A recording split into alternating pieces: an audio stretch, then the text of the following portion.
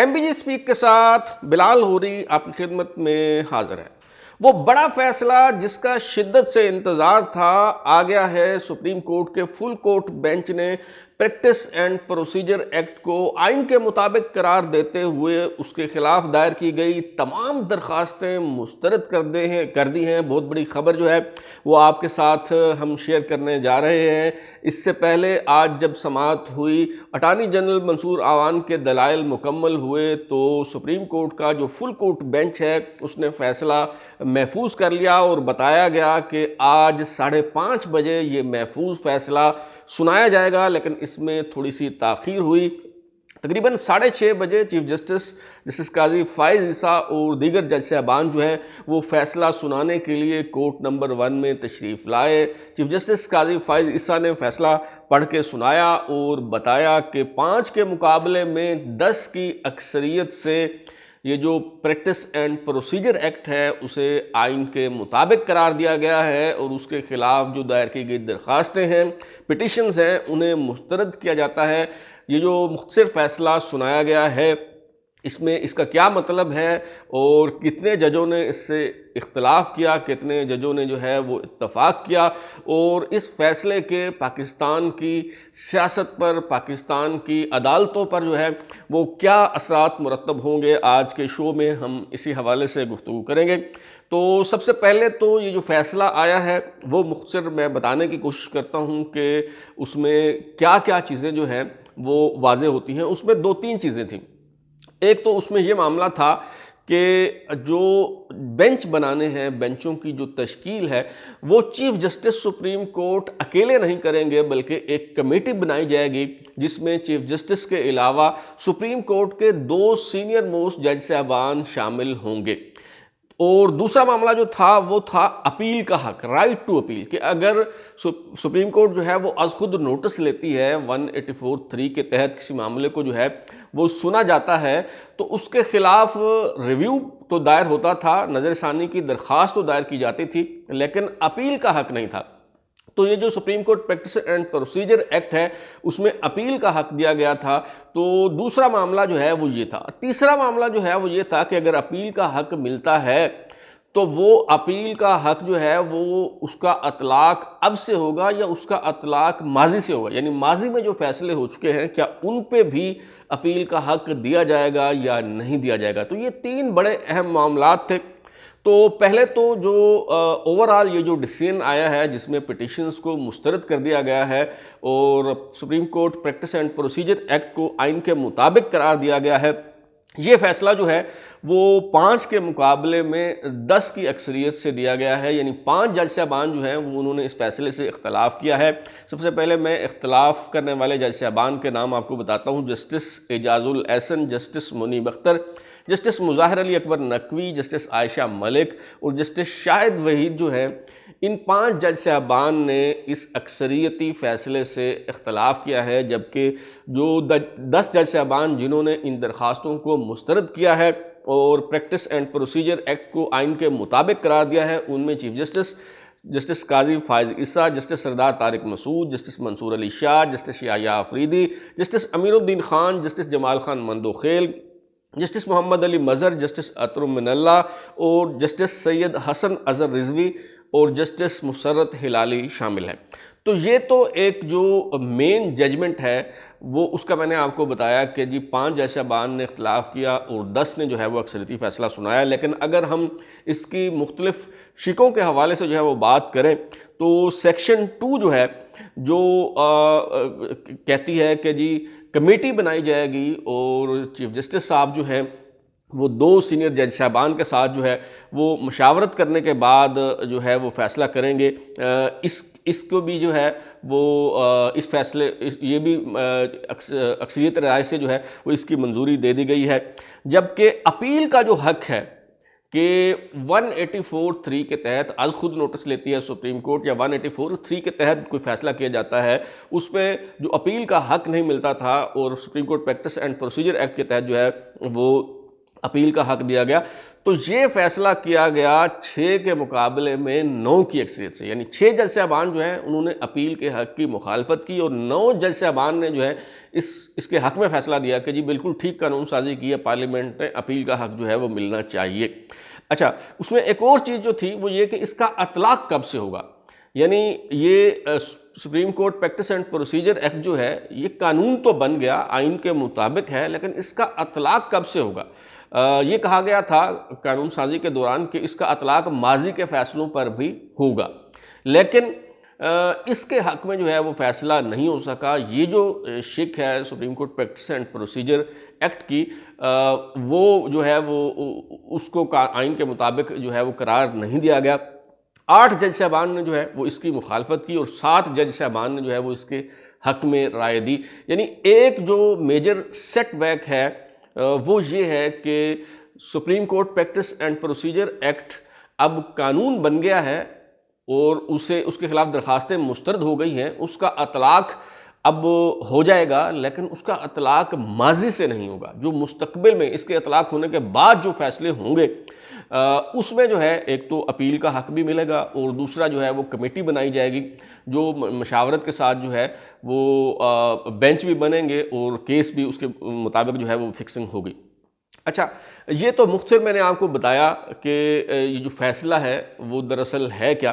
اور جب اس کی ڈیٹیل ججمنٹ آئے گی اور وجوہات جب جج صاحبان بیان کریں گے جنہوں نے اس کے حق میں فیصلہ دیا یا جنہوں نے اختلاف رائے کیا، تو پھر اس پہ مزید جو ہے وہ بات ہو سکے گی۔ لیکن اب میں آپ کو لیے چلتا ہوں سپریم کورٹ کا جو فل کورٹ بینچ ہے اس کی آج کی ہیئرنگ کی طرف، کہ آج کے دن جو ہے وہ سماعت کے موقع پہ کیا ہوا اور کس طرح سے جو ہے یہ فیصلہ محفوظ کیا گیا۔ تو اس سے پہلے بھی 3-4 دن جو اس کی نشریات براہ راست یہ جو ہے وہ دکھائی جاتی رہی، سماعت جو ہے آپ نے دیکھا ہوگا، تو مختلف کورٹ رپورٹرز بھی جو ہے وہ ایکسپلین کرتے رہے ہیں۔ تو یہ جو ساری بحث تھی فل کورٹ بینچ کے سامنے supreme court practice and procedure act کے حوالے سے،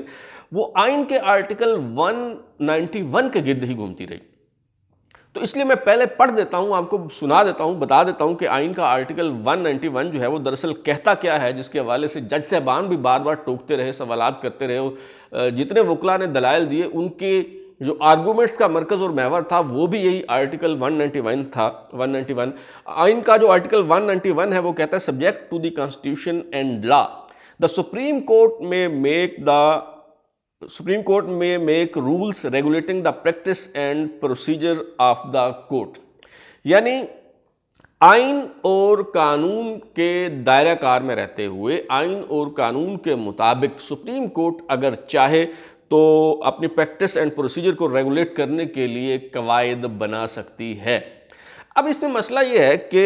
اگر تو خالی کانسٹیٹیوشن لکھا ہوتا تو پھر تو بحث ہی نہیں تھی۔ اگر کانسٹیٹیوشن لکھا ہوتا تو اس کا مطلب یہ تھا کہ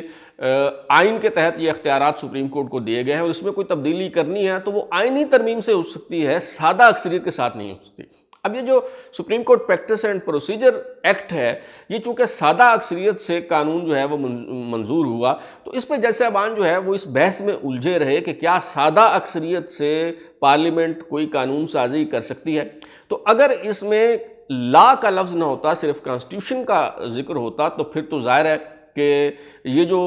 ایکٹ ہے اسے اڑا دیا جاتا، کیونکہ سادہ اکثریت سے پھر پارلیمنٹ کا یہ اختیار نہیں تھا۔ لیکن اس میں جو کانسٹیٹیوشن کے ساتھ لا کا ذکر ہے، اس کا مطلب ہے کہ سپریم کورٹ سادہ اکثریت سے بھی قانون سازی اس حوالے سے کر سکتی ہے۔ اٹارنی جنرل منصور عثمان صاحب جو ہیں انہوں نے اسی آرٹیکل پر انحصار کرتے ہوئے اپنے دلائل کا آغاز کیا اور انہوں نے کہا کہ آرٹیکل 191 جو ہے وہ پارلیمنٹ کو قانون سازی کا اختیار دیتا ہے۔ آرٹیکل میں قانون کا لفظ موجود ہے، اس کے تحت ہی پریکٹس اینڈ پروسیجر لا بنا ہے۔ اس پہ جسٹس منیب اختر جو ہیں وہ جس طرح پہلے وہ سوالات کرتے رہے ہیں اور بڑے ایکٹیو رہے ہیں پوری ہیئرنگ کے دوران جو ہے، تو اس موقع پر بھی جسٹس منیب اختر جو ہے وہ انہوں نے مداخلت کی اور انہوں نے کہا کہ 1956 کے آئین میں رولز کی منظوری صدر اور صدر یا گورنر جنرل دیا کرتے تھے، تو آپ کے مطابق کیا اب پارلیمنٹ کو رولز میں رد و بدل کی اجازت مل گئی ہے؟ اچھا، اور پھر یہ سوال بھی اٹھایا گیا کہ اس سے پہلے سپریم کورٹ رولز کی منظوری پارلیمنٹ نے کیوں نہیں دی، اور پھر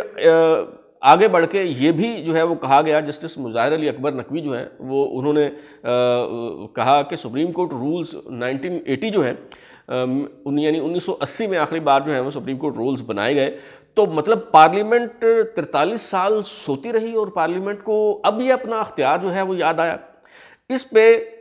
جو اٹارنی جنرل ہیں منصور عثمان، انہوں نے کہا کہ اختیار استعمال نہ کرنے کا مطلب یہ نہیں ہے کہ اختیار ختم ہو گیا ہے۔ تو سپریم کورٹ کے جو رولز ہیں اس کے حوالے سے وہ آئین اور قانون کے دائرے میں رہتے ہوئے بنانے ہیں، اور اس پہ کے حوالے سے پارلیمنٹ کا اختیار جو ہے وہ موجود ہے۔ پارلیمنٹ نے اگر ماضی میں استعمال نہیں کیا اور اب استعمال کر رہی ہے تو اس کا مطلب یہ نہیں ہے کہ وہ اختیار جو ہے وہ ختم ہو گیا۔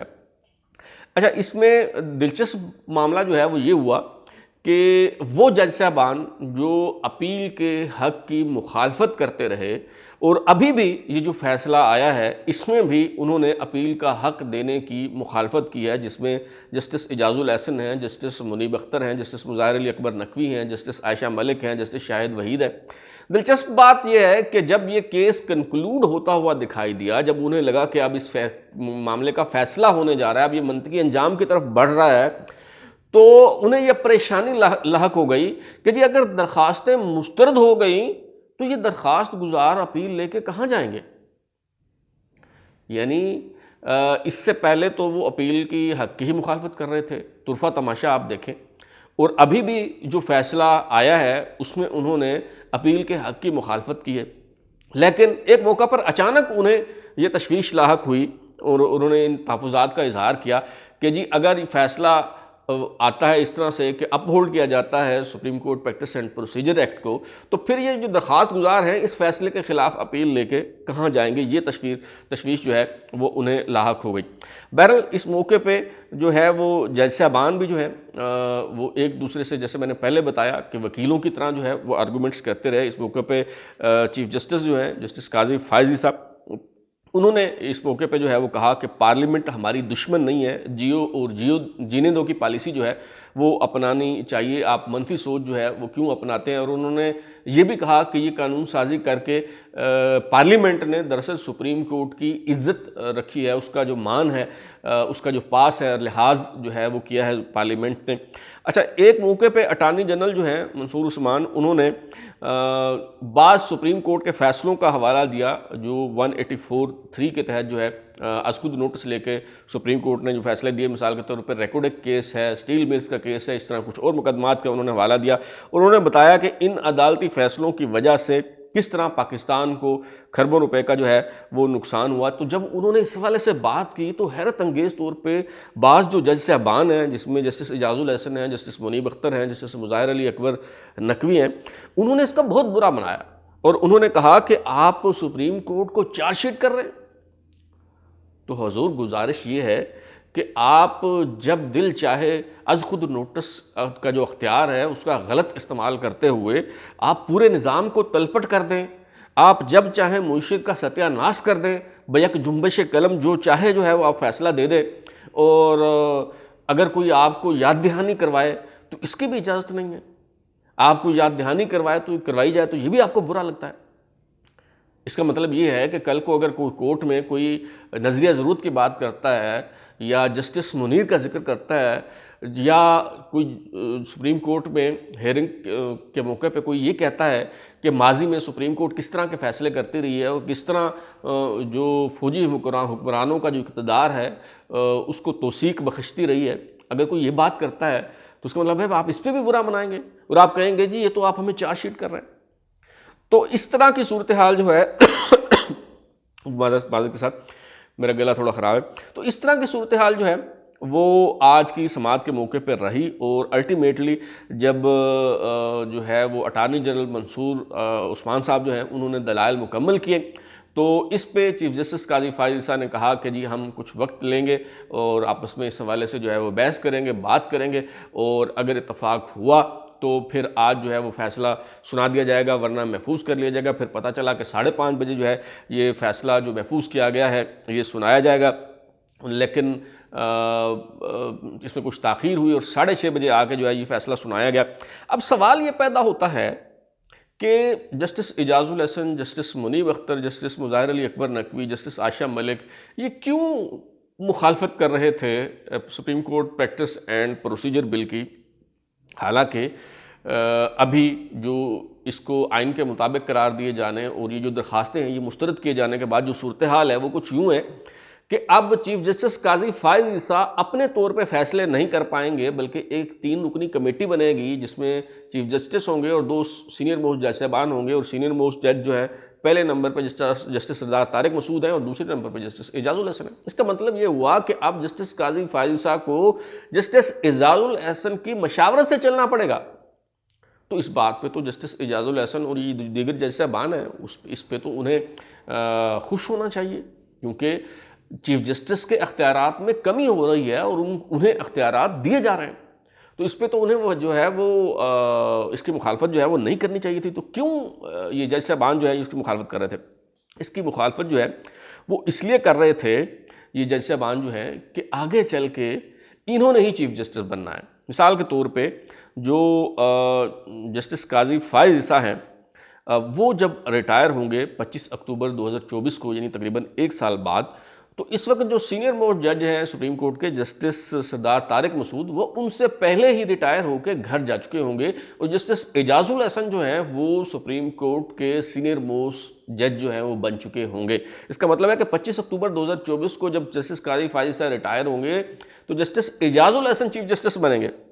اور وہ جب ریٹائر ہوں گے تو اس کے بعد جسٹس منصور علی شاہ جو ہیں وہ چیف جسٹس بنیں گے، اور وہ جب ریٹائر ہوں گے تو جسٹس منیب اختر کی باری آئے گی، اس کے بعد جسٹس یحییٰ آفریدی، اور پھر جسٹس عائشہ ملک صاحبہ جو ہیں وہ چیف جسٹس بنے گی۔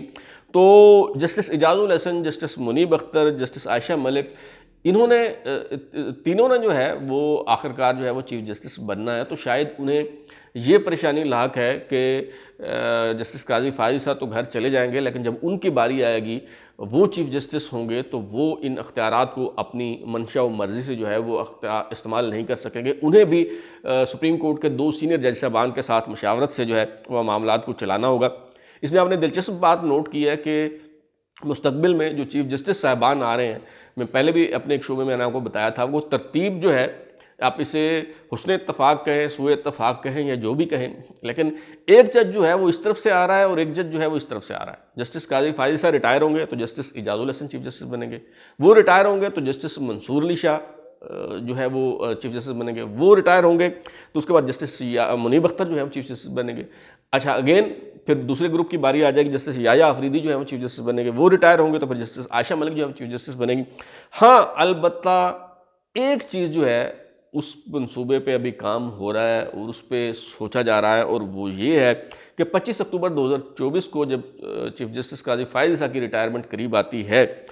اگر جسٹس اعجاز الحسن کو سپرسیڈ کرنے کے لیے جسٹس قاضی فائز عیسیٰ کو ایکسٹینشن دے دی جاتی ہے تو پھر صورتحال جو ہے وہ بالکل مختلف ہوگی اور جو منظرنامہ ہے وہ تبدیل ہو جائے گا۔ بہرحال اس کیس کی وجہ سے روزانہ کی بنیاد پر سائلین متاثر ہو رہے تھے، زیر التوا مقدمات کی تعداد مسلسل بڑھ رہی تھی۔ اب جب یہ معاملہ ہمیشہ کے لیے طے ہو گیا ہے تو اب چیف جسٹس قاضی فائز عیسیٰ کو چاہیے کہ وہ اپنی تمام تر توجہ زیر التوا مقدمات نمٹانے کی طرف اور بالخصوص عام آدمی کے جو مقدمات ہیں ان کی طرف جو ہے وہ توجہ دینی چاہیے، کیونکہ یہ جو سیاسی اور آئینی نوعیت کے مقدمات ہیں، یہ جو ہائی پروفائل کیسز ہیں، ان کی وجہ سے جو عام آدمی ہے وہ سب سے زیادہ جو ہے وہ متاثر ہوتا ہے اور اس کی سنوائی نہیں ہوتی۔ اور حاصل کلام یہ ہے کہ یہ جو جتنے دن سماعت ہوتی رہی اور کورٹ روم نمبر میں جس طرح کا ماحول رہا اور جس طرح جج صاحبان جو ہیں وہ وکیل بن کر جو ہے وہ آرگومنٹس دیتے رہے، اس سے میں کم از کم جس نتیجے پر پہنچا ہوں وہ یہ ہے کہ جسٹس قاضی فائز عیسیٰ صاحب کے لیے اگرچہ مشکل ہوگا ایک ہی وقت میں تمام محاذ کھولنا، لیکن میرا خیال ہے کہ جب تک وہ کرپٹ جج صاحبان کو سپریم جوڈیشل کونسل کے ذریعے گھر نہیں بھیجتے،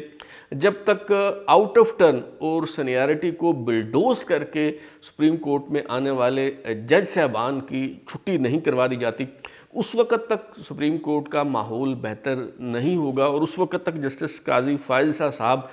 جو کچھ کرنا چاہتے ہیں وہ نہیں کر پائیں گے۔ اب تک کے لیے اتنا ہی۔ بلال ہوری کو اجازت دیجیے، پھر ملاقات ہوگی۔ اگر آپ کو ہمارا شو پسند آیا تو اسے لائک کریں، کامنٹ کریں، شیئر کریں، اور ہمارا چینل سبسکرائب کرنے کے بعد بیل آئکن یعنی گھنٹی ضرور دبائیں تاکہ آپ کو نئی ویڈیوز کی نوٹیفیکیشنز ملتے رہیں۔ بہت شکریہ۔